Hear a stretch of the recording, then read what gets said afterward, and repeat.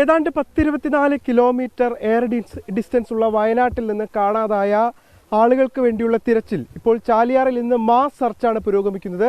1000-ഓളം ആളുകൾ എത്തിച്ച് 1000-ഓളം സന്നദ്ധ പ്രവർത്തകരെ അടക്കം എത്തിച്ചുകൊണ്ടുള്ള ഒരു വലിയ തിരച്ചിലാണ് നടക്കുന്നത്. ഇന്നത്തെ ഈ തിരച്ചിലൂടെ പരമാവധി ആളുകളെ കണ്ടെത്താൻ കഴിയുമെന്നുള്ള ഒരു പ്രതീക്ഷയാണ് എല്ലാവരും പങ്കുവെക്കുന്നത്. ജില്ലാ പോലീസ് മേധാവി മുഴുവൻ സമയവും ഇവിടെ നിന്ന് കാര്യങ്ങൾ നിരീക്ഷിച്ചുകൊണ്ടിരിക്കുകയാണ്. ഫയർഫോഴ്സ് സംഘമുണ്ട്, പോലീസ് സംഘം, അങ്ങനെ സന്നദ്ധ പ്രവർത്തകർ, പ്രത്യേകിച്ച് ഏറ്റവും കൂടുതലുള്ളത് സന്നദ്ധ പ്രവർത്തകരാണ്.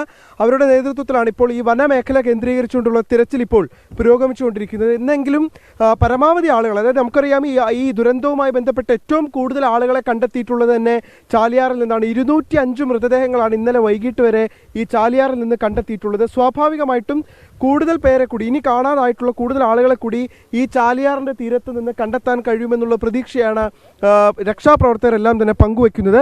നമുക്കറിയാം ഈ മേഖലയിൽ വിവിധ സന്നദ്ധ പ്രവർത്തകരുടെ സാന്നിധ്യമാണ് നമ്മൾ എടുത്തു പറയേണ്ടത്. മറ്റൊന്നും പ്രതീക്ഷിക്കാതെ ഈ വയനാട്ടിൽ നിന്ന് നഷ്ടപ്പെട്ടിട്ടുള്ള ഉറ്റവരുടെ വേദന കണ്ടുകൊണ്ട് ഇവിടേക്ക് സഹായത്തിന് വേണ്ടി എത്തിച്ചേരുന്ന ഒരുപാടധികം സന്നദ്ധ പ്രവർത്തകരെ നമ്മൾ കണ്ടു. ഇപ്പോൾ ഡിവൈഎഫ്ഐയുടെ യൂത്ത് ബ്രിഗേഡ് പ്രവർത്തകരാണ് ഉള്ളത്. നമുക്ക് അവരുടെ ഏതാണ്ട് 100-ൽ പരം ആളുകൾ ഇവിടെ ഉണ്ടല്ലേ, 110 പേരോളം ഉണ്ട്. ഒരുപാടധികം പേർ ഈ വനമേഖലയിലേക്ക് പ്രവേശിച്ചിട്ടുണ്ട്. കുറച്ച് പേർ ഇവിടെ ഭക്ഷണ വിതരണവും ഒക്കെ ആയുണ്ട്. അതോടൊപ്പം തന്നെ മറ്റു ചിലർ ട്രാക്ടർ ഓടിക്കാനടക്കം, അതായത് ഈ മൃതദേഹങ്ങൾ എത്തിക്കുന്നതിന് വേണ്ടിയുള്ള ട്രാക്ടർ അടക്കം അവരാണ് ഓടിച്ചുകൊണ്ടിരിക്കുന്നത്. എന്തായാലും നമുക്ക് അവരുടെ പ്രവർത്തകരോട് ഇന്നത്തെ രക്ഷാപ്രവർത്തനത്തെക്കുറിച്ച് ചോദിച്ച് മനസ്സിലാക്കാം. ഇന്നിപ്പോൾ നമ്മുടെ 110 പേരുണ്ട്. ഏതൊക്കെ മേഖലയിലാണ് അവരെ വിന്യസിച്ചിട്ടുള്ളത്? ഇത് ഭൂരിപക്ഷം പേരും നമ്മൾ ഇന്ന് പുഴയ്ക്ക് അക്കരെയാണ് കൂടുതലായിട്ട് തെരച്ചിൽ നടക്കുന്നത്. അന്ന് ആ ഭാഗത്തേക്കാണ് നമ്മൾ ഭൂരിപക്ഷം ആളുകളും പോയിട്ടുള്ളത്. ബാക്കി കുറച്ച് പേര് ഇവിടെ ഭക്ഷണം മറ്റു കാര്യങ്ങൾ ക്രമീകരണത്തിന് വേണ്ടിയും അതുപോലെ ട്രാക്ടർ ഓടിക്കുന്നതിനും അങ്ങോട്ടും ഇങ്ങോട്ടും ഭക്ഷണം എത്തിക്കുന്നതിന് വേണ്ടിയും ഈ സന്നദ്ധ പ്രവർത്തകരായി വന്നിട്ടുള്ള ആളുകൾക്ക് ഭക്ഷണം എത്തിക്കുന്നതിന് വേണ്ടിയും അതുപോലെ ഈ പുഴ കടക്കുന്നതിന് അവരെ സഹായിക്കുന്നതിന് വേണ്ടിയെല്ലാം ആണ് നമ്മൾ കുറച്ച് പേര് ഇവിടെ നിൽക്കുന്നത്. ബാക്കിയുള്ള ആളുകളെല്ലാം തെരച്ചിലിൻ്റെ ഭാഗമായിട്ട് അവിടെ പോയിട്ടുള്ളതാണ്. ഈ മൃതദേഹം കൊണ്ടുവരാൻ ഉണ്ടായിരുന്ന ആരെങ്കിലും ഉണ്ടോ?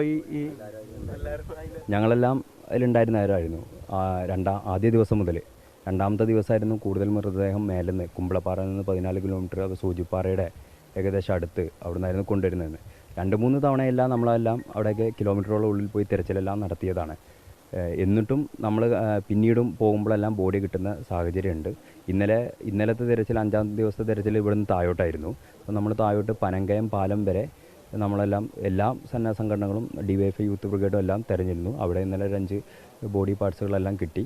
ഇന്ന് ഇപ്പോൾ തീരുമാനിച്ചുള്ള ഇവിടുന്ന് ഇരുട്ടുകുത്തിന്ന് മുകളിലോട്ട് തരപ്പാറ അടക്കമുള്ള സ്ഥലങ്ങൾ, കുമ്പളപ്പാറ അവിടുന്ന് അങ്ങോട്ട് ഏറ്റവും ലാസ്റ്റ് പരമാവധി നമ്മൾ തിരയണം എന്ന് പറഞ്ഞാൽ അതിനനുസരിച്ചുള്ള ആളുകളാണ് അക്കരെ കടന്ന് പോയിട്ടുള്ളത്. ഡിവൈഎഫ്ഐയുടെ തന്നെ 70 ആളുകളാണ് പോയിട്ടുള്ളത്. നമ്മളിപ്പോൾ ഇവിടുന്ന് നന്നായി ട്രെയിൻഡ് ആയിട്ടുള്ള ഈ പ്രദേശവാസികളായിട്ടുള്ള ചെറുപ്പം മുതലേ ചാലിയാറിനോട് അനുഭവമുള്ള പ്രവർത്തകരെയാണ് നമ്മൾ നിശ്ചയിച്ച് ഇതിൻ്റെ പുറത്ത് രാവിലെ ഒരു 8 മണിയോടുകൂടി അവർ പുറത്ത് അക്കരെ ഭാഗത്തോട്ട് കടന്നിട്ടുണ്ട്. അതുതന്നെയാണ് വേണ്ടത്. കാരണം ഏറ്റവും അധികം ഈ മേഖലയുമായി പരിചയമുള്ള ആളുകൾ അവർ രക്ഷാപ്രവർത്തനത്തിന് ഇറങ്ങുമ്പോഴാണ് അല്പം കൂടി കാര്യങ്ങൾ എളുപ്പമാവുക. കാരണം ഈ ദിവസത്തെ പ്രതീക്ഷ അത്രത്തോളമാണ്.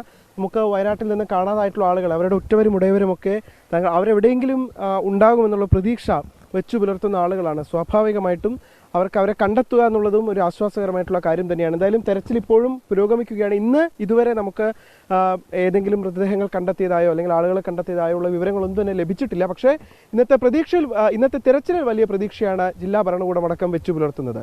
രാജീവ് സുദേവിനൊപ്പം ചാലിയാറിൽ നിന്ന് നിഖിൽ പ്രമേഷ്, 24.